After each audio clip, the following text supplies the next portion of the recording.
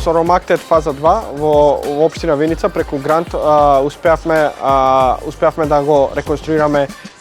игралиштето во ромското населба, каде што живее мнозинство роми. Во основното училиште Славчо Стоименски успеавме со поддршка на локалната самоуправа, но и со поддршка на локалната бизнис заедница да реконструираме, односно библиотеката, односно да прерасне во медиотека, каде што е опремена со компјутери, дополнително има и книги, катче за деца и за одржување на работилници, но и за средби еден на еден со родители и со ученици од страна на професорите. Успеавме да направиме од еден